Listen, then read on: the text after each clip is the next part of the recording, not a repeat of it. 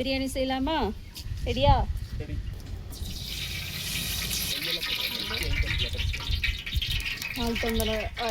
என்ன போடுறீங்க? அடுத்தது என்ன போட போறீங்க? பட்டை, ஏலக்காய், கிராம்பு போட்டு விடுங்க. ஒரு 10-12 வெங்காயம் போடுங்க. அப்போ பச்சை மிளகாயும் போட்டுக்கோங்க. பச்சை மிளகாயும் போட்டுருக்கோம். சின்ன வெங்காயம் 300 கிராம் போட்டிருக்கீங்களா? சுவையான பிரியாணி, சிக்கன் பிரியாணி. வெங்காயத்தை போட்டு சொன்னீங்கன்னா பச்சை மிளகாய் போட்டு சொல்லிடுவாரு. இதுக்கு வந்து இஞ்சி பூண்டு பேஸ்ட்.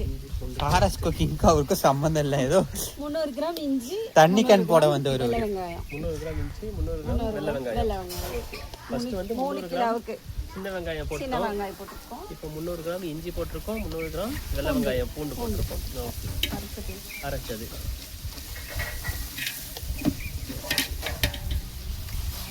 தக்காளி வந்து 1 கிலோவுக்கு 5 தக்காளி. புதினா போடுறது 1 கிலோவுக்கு 1 கைப்பிடி. 3 கைப்பிடி போடுறோம். சாம்பிங்களா? கணிப்பு நம்ம கணிப்பு தான். அடுத்தது தயிர். 1/2 லிட்டர் தயிர் ஊற்றிக்கலாம். 1/2 லிட்டர் தயிர் ஊற்றுறோமா? புளிப்புக்கு வைக்காதவா? டேஸ்ட்டு கிடைக்கும். 3 கிலோ அரிசிக்கு 1/2 லிட்டர் தயிர் ஊற்றிருக்கோம். அதுக்கு வந்து லெமன் ஊற்றிக்கலாம்.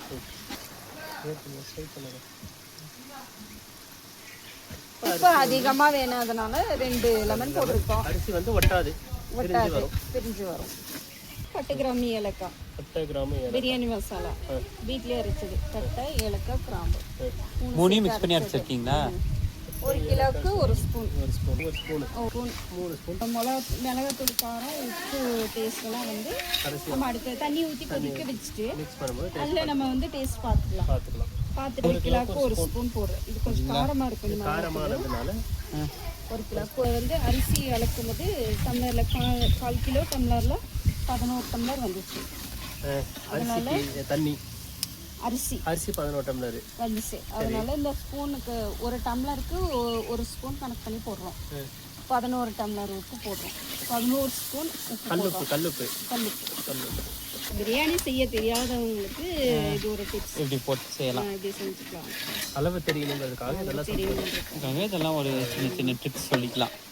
அடுத்த மசாலா போடும்போது பத்து பிடிக்க வாய்ப்புகள் அதிகமாக இருக்கிறதுனால நம்ம அடிக்கடி கிளறுறோம். தெரியுதா?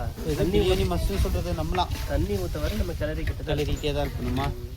3 கிலோ சிக்கன் போடுறோம். 3 கிலோவுக்கு 3 கிலோ சிக்கன். ஓகே. நல்லா மஞ்சத்தூள்லாம் போட்டு கழுவியாச்சு. நல்லா கழுவி எடுத்துருக்கோம். கொஞ்சம் நேரம் மூடி போட்டு வச்சிடலாம். கொஞ்சம் வந்து வேகட்டும், பாதி அளவுக்கு வேகட்டும்.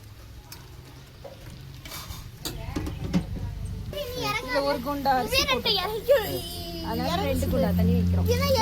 அரிசி 1 குண்டா அரிசி. அப்போ 1க்கு 2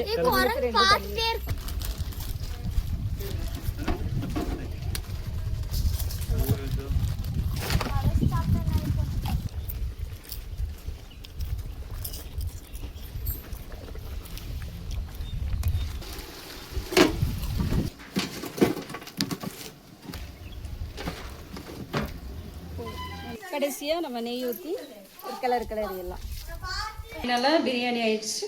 பிரியாணிக்கு வந்து தயிர் சட்னி, புதினா சட்னி,